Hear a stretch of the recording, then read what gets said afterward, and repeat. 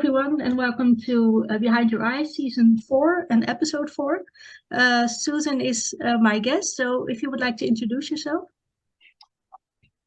Hello, everybody. My name is Susan or Susie Dudjak. I'm from Pittsburgh, Pennsylvania, and I am the owner of Wandering Yogi Meditation here in the States. I work with women that have chronic disease and including anxiety, depression, and panic. Mhm. Well, I always start with the same question, and that is a sincere, how are you doing? I'm doing very well today.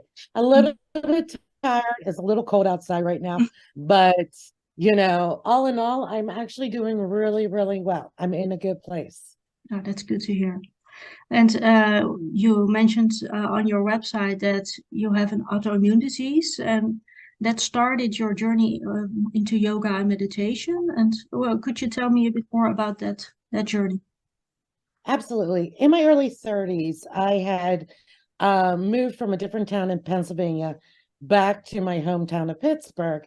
And I had developed, I started gaining weight and I started feeling not right. And Mhm. I just thought it was the stress of the move, stress of the starting the new job, things like that. But what ended up being was this darkness started to set in. So I didn't know what was going on with my body. And so I actually decided to do a wellness vacation, Mhm. went and did a full body markup to see what was going on. And I was Mhm. actually diagnosed with Hashimoto's disease. Mhm. Hashimoto's disease is the autoimmune disease that is associated with underactive thyroid. So your Mhm. thyroid is your temperature gauge for your whole body. Mhm. So what the autoimmune disease does is any thyroid function that helps regulate your metabolic genes or even your whole body was going haywire. The Mhm. autoimmune disease actually attacks the thyroid and attacks the thyroid function to help regulate your entire body. Mhm. Wow, that's Yeah. quite a lot. How did you go from there to, discover that, yoga and meditation were very helpful for you in that? I had always had an interest in my early life, that there was a mind body connection somewhere. I've always been real grounded to the earth, and I always looked for holistic approaches Mhm. to battle whatever was going on in my body. Mhm. So whether it was the naturopath or, you know, I'm not a big pharmaceutical person. So Mhm. that's where it's at. And ironically enough, on the tram coming back and forth from work, there was a yoga studio. So I'm Mhm. like, all right, it's only 3 minutes from my house. I'll see what goes on.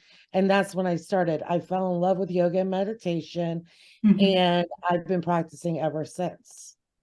Mhm. And you said also on your site that in 2019 you had a flare-up of the disease and that affected you not just physically but also mentally. And how did you recover from that? Absolutely. Well, with my discipline of yoga and meditation, it was even difficult for me to sit with Mhm. meditation or even sit with yoga. What the flare did was actually, there's two parts to your thyroid. Okay, you can have underactive or overactive. I have Mhm. underactive. And in 2019, I was literally driving a car and it flipped like a light switch. I went from underactive thyroid to overactive thyroid Mhm. literally in a minute. And I didn't know what was going on in my body, like literally shaking, convulsing, like sheer panic, anxiety for a week. And I was at camp. I couldn't get back to my doctor, so it was very frustrating and disarming. Mhm. Like I was pacing. So Yeah. that's how bad, the anxiety was through the roof. I've never experienced, I mean, normal anxiety I've experienced, but Mhm. this was to an extreme level. Mhm. When I got back to my hometown, I got in to see my doctor, and they're like, you're actually presenting as Graves' disease, which is the autoimmune for overactive thyroid. Wow. So it affected me physically. Like my adrenal glands were going haywire. It was throwing, you've heard the term fight or flight. Yeah. So like you're either fighting or flight. You know, in the animal kingdom, you're either going to stay and fight or you're going to get out of there. Mm-hmm. So my adrenal glands the adrenal glands are the ones that actually regulate your fight or flight. Mm-hmm. So they were haywire, which was causing, you know, increased levels of cortisol through my body. Mm-hmm. This went on literally for 8 months. And that is what caused that extreme anxiety? That is what's caused the extreme anxiety, was the non-regulation of my thyroid function. So I had never experienced anxiety, depression, or panic I mean, a little bit, I called it darkness up into the flare in 2019. But in 2019, that's when I was diagnosed with depression and anxiety and moved forward with therapy treatments, group therapy, one-on-one therapy, and medication, because at that point in time, I didn't know what else to do. Through my practice of yoga and meditation, I was able to start calming my system down and to help bring me back to a state of equanimity or equalness, where I still have these portions of anxiety, these bouts with depression, but now I'm able to manage it a lot better, being able to sit and meditate and think and clarify what's going on. And how important is it to know how your body works and what its triggers are? Oh, it is extremely important to know what goes on in your body. I'm a firm advocate of mind-body connection. All right. I don't know if it is where you live or like in the United States here, there's such a disconnect with your mind-body connection. Doctors treat just the symptoms. They don't treat the whole body. And it's like you don't look at what's going on mentally, physically, emotionally, environmentally. Whereas I look at the whole picture and to keep me well, to keep me regulated. What's going on? Like, is there something, is there a mold in my house, or is there like what am I eating or something like that that is affecting me, that's going to affect my body? Living in the northern hemisphere, you know, we don't have very much sun, so you know, obviously my vitamin D levels are going to be deficient. But also associated with the autoimmune disease, that's the number one vitamin that gets dropped in the autoimmune disease. So I have to take vitamin D to keep, and vitamin D helps regulate depression. So that's what, but mind-body connection is everything. It goes hand in hand. If you're not connected with your mind, your body's going to fail. If you're not connected with your body, your mind is going to fail. Yeah, but I was talking the other day like on a similar topic about how the holistic approach is still what is missing in healthcare. And I really think that we, just as individuals, have to take that into our own hands. It's our bodies, our minds, it's our energy, what we consume, and not just what we eat, but also what we watch and how we speak with others. So it's just a whole list of things that, yeah, contributes to that. Yeah, absolutely. And like and like you said, what we watch, even like the bombardment of news and media, scrolling on social media or on a computer constantly, you know, that is all energy that we are ingesting, either through the eyes, through the nose, through the mouth, whatever, you know. And yes, the holistic approach is definitely on the back burner. It really does not, like I said, doctors treat symptoms, they don't treat patients sometimes, and that's really sad.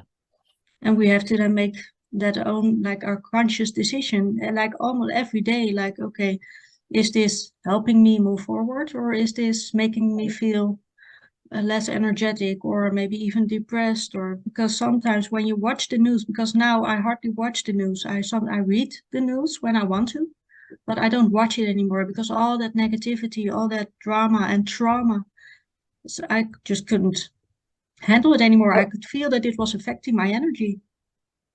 Oh yeah, absolutely. It definitely affects your energy. And like you said, I mean, you have to take into account and do what is best for your body. I mean, Mhm, I have found a lot of people, and my parents do the same thing, and I basically scold them for it, is they go in and they talk to their doctors, whether it's a primary care physician or a specialist of some sort, and they just sit there and go, okay, okay, mhm, okay, and like, and just agree with whatever they're saying. Yes, they mhm, have a medical degree, they know about the body, but ultimately it's your decision.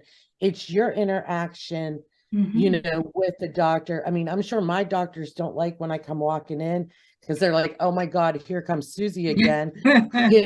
Like, because I literally, when I go in, I've already read my blood work. Like, I have my blood work emailed to me. I've already read my blood work. Mhm. I know what's going on with my body, and I'm going in asking them questions.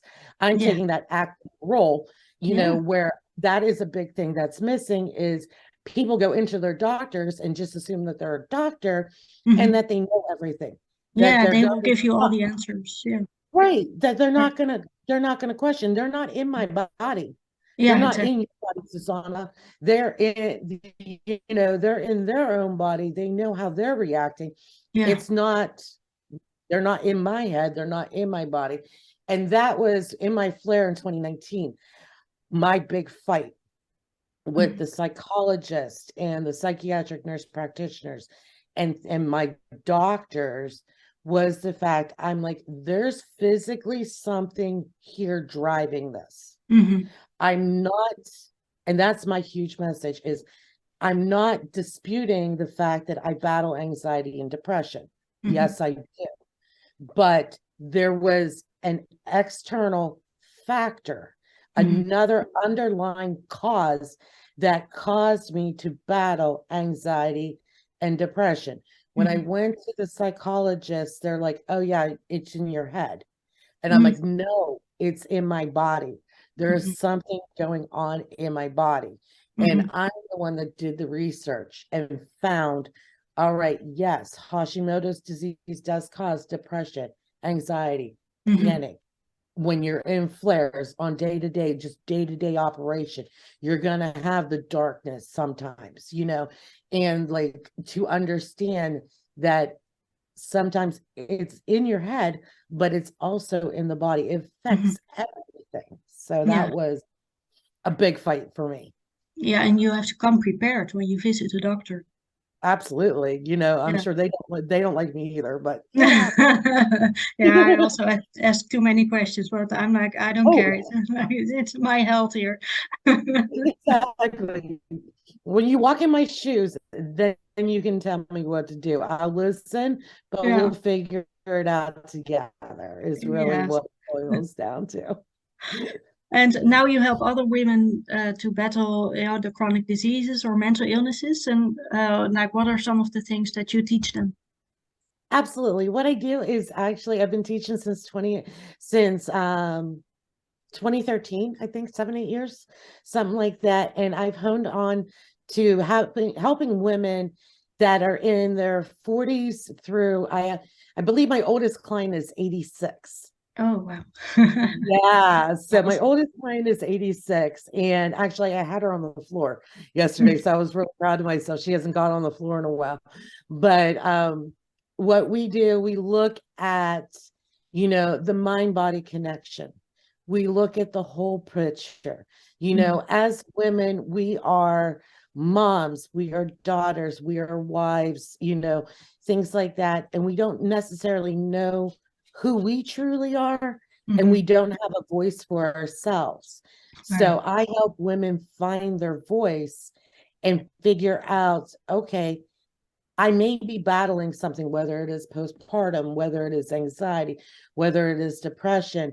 I help women find their voice and get help, get treatment, and learn how to ground themselves and put movement into their body so they can lead a more fulfilling life. Yeah, Very because I've battled with severe anxiety myself, and it's easy to label yourself as, oh, I'm just an anxious person, and you forget the core of yourself, your true self almost. It's, yeah. So that's, yeah, it's very empowering, I think, to find that true self again. Yeah, it's like, yeah, like you said, we put labels on everything, like you Yeah. have anxiety, I have depression, I have panic attack, or I have Hashimoto's disease, or I have Graves' disease, Crohn's disease, whatever it is. But that's the symptom, that's the disease, but that's not who we are. Yeah.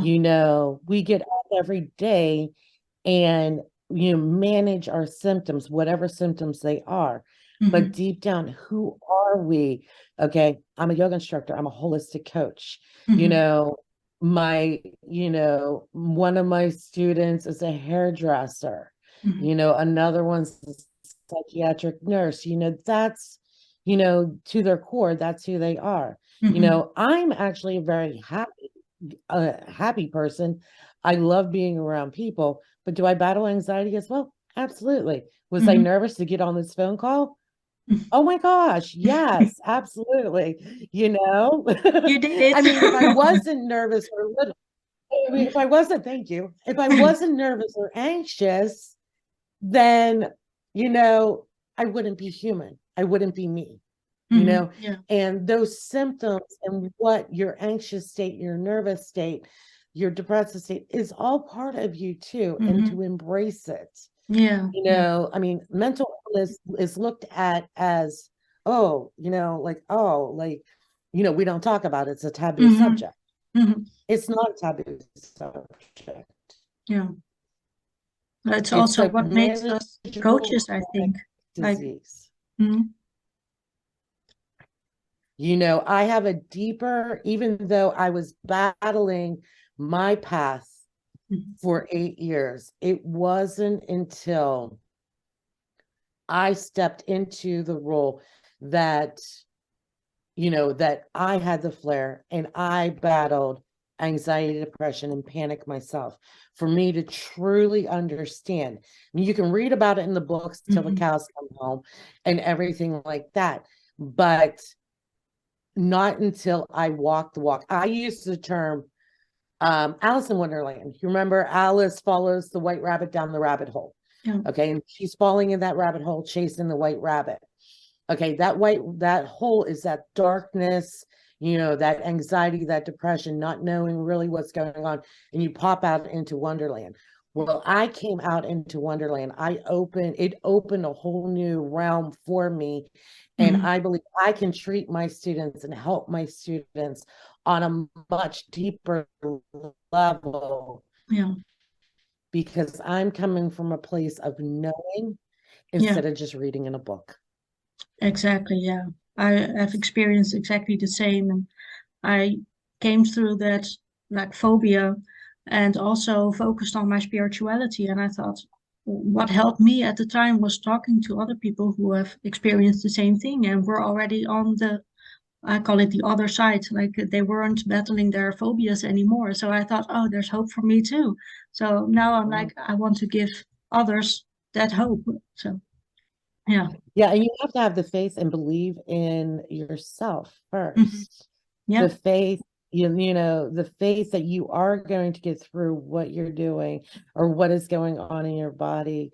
Because without faith and hope, it's not, Yeah. it's your path to wellness is it's not going to be an easy one. Not Mhm. saying that you're not going to get well, it's just the fact that it's going to be tough, Yeah. and I mean, we battle it every day. Mhm. And we get up in the morning and we do our stuff. Mhm. We get up and try again. Get up and try it again. It's a Yeah. new start every morning. What it is like, it's like your chapter closes the night before, you have your reset button, and then you wake up into the next beautiful day. If you wake up in the morning feeling grumpy, then you're going to have a grumpy day. You wake Yeah. up in the morning feeling happy, I'd rather have happiness instead of grumpiness. but Hmm. some Yeah. days it Yeah. is what it is. Yeah. And that's okay too. Exactly. Everything is okay. Everything is good. It's our path, our journey on where we Yeah. go in life. And currently, how do you stay as healthy as possible, both mentally and physically? I have my own practice, so I get up every morning and I meditate. Hmm. And I always tell my students that they help me as much as I help them. Hmm. So even though, I am the quote unquote expert, which I'm not an expert, we're all learning, but you're coming to me, but I'm learning as much from you as you are from them. Hmm. So what keeps me balanced and keeps me focused and driven on my health is actually my clients, it's my students. By seeing them morph and change and prosper in their life, it gives me a sense of I am where I am because of them. I am doing what I'm doing because of them. I Hmm. am staying healthy, not only for myself first, Hmm. but for them as well. Hmm. So if I don't have a private practice, I don't have, if I don't get up in the morning and eat breakfast, take my medication, do all this, I'm not going to be here to serve them. Hmm. Right. So my driven is myself first and then my students. So that's what keeps me on an even keel. So, I mean, Hmm. I got rid of corporate America 3 years ago. So, Hmm. I no longer, I had a very powerful, high powered job. And like, it was grinding on me. Like Hmm. it did not mesh with who I was. This Right. is my calling. I'm happy. I don't have to go into work and pound a computer every day. I Hmm. still pound a computer, but only if I want to. And besides yoga and meditation, do you have any other favorite ways of self-care? Crocheting. Oh, lovely. I crochet baby blankets and scarves Lovely. and things like that. I sit and crochet. Another favorite of mine is I love to read. So, you don't see it off here to the corner. I have a whole library of books. Hmm. So those are all self-care, that things off the bat that I actually do when I want to decompress and really not think about what's going on in my life or in my world at this point in time. So I get lost in the crocheting. Love being in nature, love being Hmm. outside, even when it's, 0 degrees Celsius, Hmm. I'll be outside walking around, because I feel connected with the earth, Hmm. Yeah. love the smell, love the air, everything like that. So Hmm. those are self-care, that the big self-care that I do, or the things I do to decompress and help myself through my day. I make sure that I set a schedule and I take at least an hour a day, an Hmm. hour out of a workday to do something for myself. And Yeah. that's what is important. And my students laugh at me. The big thing I tell them always start with in the morning is get up and make their bed. Hmm. Yeah. So the thing I always do, it sounds simple, Hmm. but if you get up and make your bed, that means you're putting it to sleep. What happened the day before, you're putting it to rest. Hmm. And so you're not, even like if you're battling depression, you may want to think about crawling back into that bed. Hmm. Right. So if that bed is made and it's nice, crisp, I mean, I'm not talking hospital corners. It's not. Trust me, it's not.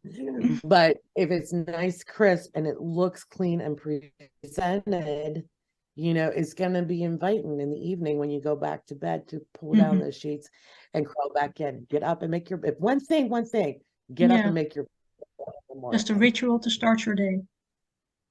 Just a ritual to start your day, and it's a self-care for me. Hmm. I don't want to crawl back in bed and go back to sleep. you Hmm. know I need to start my day, make the Yeah. bed, and go. So And what is the best sounds advice simple, sounds cliche, but it you were is. ever given? Oh, sorry. Best advice I was ever given: follow your path, follow your dream.